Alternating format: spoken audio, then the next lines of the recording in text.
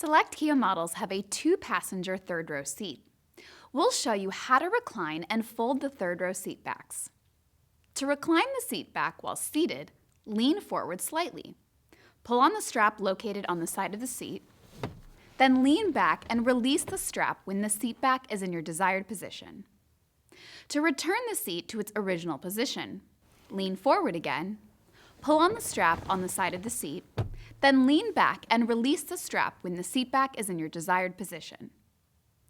To fold the third row seat back from the cargo area, pull the strap on the back of the seat to fold the seat back.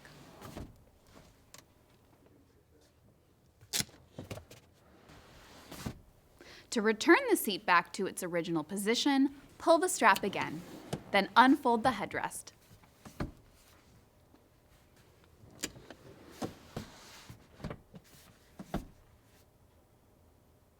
For additional information, read your owner's manual. You can also refer to the Kia Features and Functions Videos YouTube channel or your Kia Features and Functions Quick Reference Guide.